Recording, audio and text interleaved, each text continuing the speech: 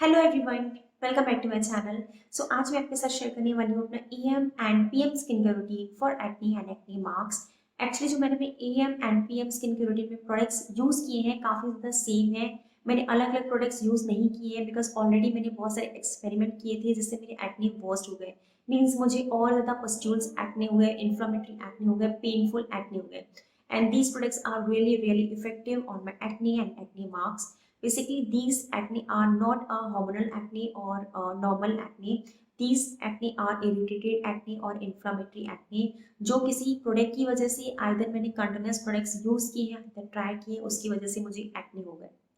And आज मैं आपके साथ अपना एक्सपीरियंस शेयर करने वाली हूँ, लाइक जो प्रोडक्ट्स मेरे पे वर्क नहीं किए हैं एंड जो प्रोडक्ट्स मेरे पे वर्क किए हैं। So now let's begin. So सबसे पहले मैं आपके साथ अपना एक्सपीरियंस शेयर कर लेती हूँ कि मैंने कौन कौन से प्रोडक्ट्स यूज़ किए थे जिससे मेरी एक्ने बर्स्ट हो गए। तो सबसे पहले आता है Cosrx. Actually this is really effective, okay, but जब मैंने इसको यूज़ किया 2 डेज तक, जब मुझे इन्फ्लामेटरी एक्ने थे, इससे मुझे कुछ भी प्रॉब्लम नहीं हुई। मीन्स ना ही मुझे एक्ने हुए, ना ही मेरी एक्ने रिड्यूस हुई। Means it's not effective for inflammatory acne, that's it. So I thought कि मैं इसको बंद करके कुछ और काम डाउन वाले टोनर्स आइदर एसेंस यूज़ करती हूँ। So yes, this is not effective for my inflammatory acne.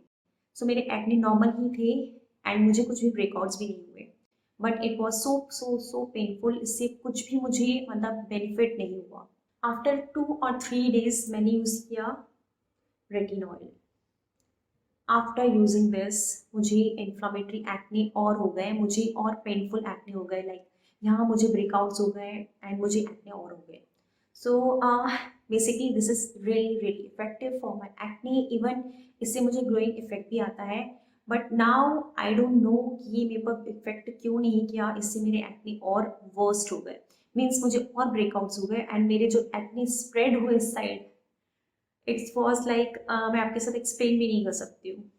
Basically it was not over exfoliation, क्योंकि मैंने आफ्टर 2 और 3 डेज के बाद गैप में रेटिनॉल यूज़ किया था। लाइक मैंने BHA जब यूज़ किया था उसके 2 दिन की गैप के बाद मैंने रेटिनॉल यूज़ किया था, बट इससे मेरे एक्ने वर्स्ट हो गए। This azelaic acid, basically this one is also effective for my comedons, either tiny bumps, a lot of benefits, like I love this azelaic acid. मैंने बहुत बार इसके बारे में बोला भी है, बट नाउ जब मैंने इसको यूज़ किया देन अगेन मुझे यहाँ पे एक्ने हुए, दिस साइड मुझे यहाँ पे एक भी एक्ने नहीं था एंड यहाँ पे मुझे यू कैन सी लाइक मुझे यहाँ पे एक्ने और ब्रेकआउट्स हो गए, वो भी पेनफुल वाले। I mean how. So again इसको भी मैंने सडन यूज़ नहीं किया था। जब मैंने रेटिनॉल यूज़ किया था उसके 2nd और 3rd डे पे मैंने इसको ट्राई किया था। आई थॉट कि रेटिनॉल वर्क नहीं कर रहा है, कोई भी एक्सफोलिएटर वर्क नहीं कर रहा है, might be azelaic acid work करे, बट स्टिल इससे भी मुझे पेनफुल एक्ने हो गए। सो ओवरऑल मुझ पर कोई भी एक्सफोलिएटर वर्क नहीं कर रहा था। देन आई थॉट कि फाइनली मैं सूदिंग जो टोनर्स आइदर एसेंस होते हैं वो ट्राई करती हूँ। सो अब मैं आपके साथ शेयर करने वाली हूँ जो बहुत ज़्यादा इफेक्टिव लगे हैं, इवन उससे मेरे जो पेनफुल एक्ने हैं वो रिड्यूस हुए। सो मैंने सिर्फ बेसिकली 2 प्रोडक्ट्स ही यूज़ किए हैं अपने पेनफुल एक्ने के लिए। Yes, still I have acne marks, you can see. So इसको रिड्यूस होने में ऑफकोर्स टाइम लगेगा, it takes time like 4 to 5 days, I get 10 days, it's depend कि आपके डार्क स्पॉट्स हैं वो कितना मतलब टाइम लेते हैं। बट मुझे अभी कोई भी न्यू ब्रेकआउट्स नहीं हुए हैं, न्यू एक्ने नहीं हुआ है। सो बेसिकली मैं अभी शायद इनको कुछ टाइम के लिए अवॉइड करूँगी, मोर देन 1 मंथ भी हो सकता है। एंड मैं इसको जो आपके साथ शेयर करने वाली हूँ अपना स्किन केयर रूटीन, वो काफ़ी ज़्यादा बेसिक एंड सिंपल है एंड उसको मैं 1 वीक तक और यूज़ करूँगी ताकि जितने मेरे एक्ने मार्क्स हैं वो रिड्यूस हो जाए। सो मैं आपके साथ अपना अब AM and PM skin care routine share करती हूँ। फर्स्ट मैंने सबसे पहले यूज़ किया था this cleanser, this one is क्लींस me cleanser. In morning में मैंने काफ़ी ज़्यादा जेंटल क्लिनजर यूज़ किया है and this one is also effective for winter. Basically after this cleanser I have used this toner and this one is really really effective and game changer in my skincare. Like इससे मेरे inflammatory acne reduce हो गए। इसको मैंने अपने morning and evening skin care routine में दोनों में यूज़ किया है। Now how I use this toner, So basically this one is my second step after cleanser, and I don't use on my damp skin, कि मैंने अपनी dry skin पे use किया है. And if you're using a hyaluronic acid contained toner, then you can use toner on damp skin, but this one is not. So this one is my second step, and this one is really effective. Even it's control breakouts. So आप इसको जरूर try कर सकते हो if you're acne prone skin. Yes, it's a little bit expensive. I'm working on it affordable price as well. But yes, if you can afford, so please try this one. Okay, next after toner, this is my third step. This one is niacinamide deconstruct clearing serum, 5% niacinamide plus 2% alpha arbutin. So इसको मैंने 4 to 5 days तक use किया था अपने AM and PM skin के routine में. This is really effective if you have dark spots, acne marks. You can try this one because this one is very lightweight, quickly absorb into my skin. So आपको ये बिल्कुल भी sticky and greasy नहीं लगेगा. If you have pigmentation still, you can try this one. Okay, after niacinamide serum, my next step is moisturizer.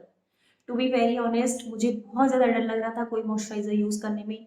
There are chances कि मुझे किसी भी moisturizer से clog pores हो सकते थे. सो बेसिकली मुझे 2 और 3 मॉइस्चराइजर से एक्ने हो गए. मैंने सेरामाइड्स यूज़ किए थे. सेरामाइड मॉइस्चराइजर्स में मैंने जरीना ट्राई किया, उससे मुझे एक्ने हो गया. एंड मैंने सीरा सॉफ्ट ट्राई किया, उससे मुझे एक्ने हो गया. मुझे मॉस्किना से भी एक्ने हो गए. You can't believe, I don't know कि उससे मेरे एक्ने और ज़्यादा ट्रिगर हो रहे थे this time.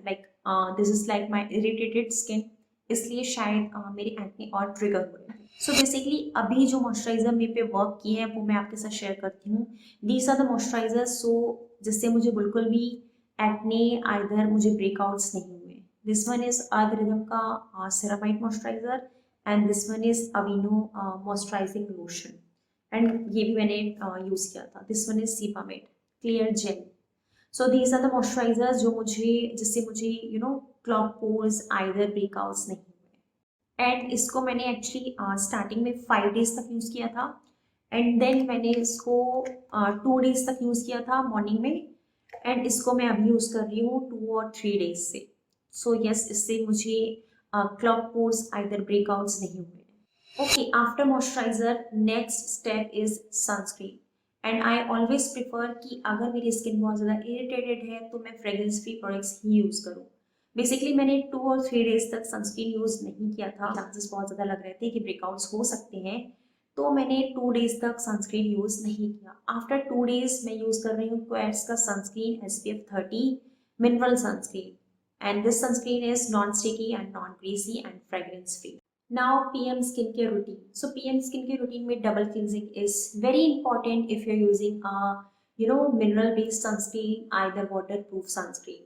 It's your choice. अगर आपको लगता है तो आप डायरेक्ट फॉर्मिंग फेस वॉश भी यूज़ कर सकते हो, बट आई डू प्रिफर कि अगर मेरी स्किन इरिटेटेड है एंड मुझे ब्रेकआउट्स होने के चांसेस और ज़्यादा हो सकते हैं, that's why I do prefer double cleansing. So मैं यहाँ पे क्लिनजिंग ऑयल यूज़ नहीं कर रही हूँ. अगेन मुझे लग रहा था कि ब्रेकआउट्स हो सकते हैं, दैट्स वाई मैंने सिर्फ गार्नियर का माइसलर वाटर ही यूज़ किया. So the best way to use micellar water if you have acne, like अगर एक्टिव एक्ने है तो जहाँ जहाँ पे आपको एक्ने है तो आपको वही जगह पे सबसे पहले क्लीन करना है. मैंने यहाँ पे क्लीन किया है.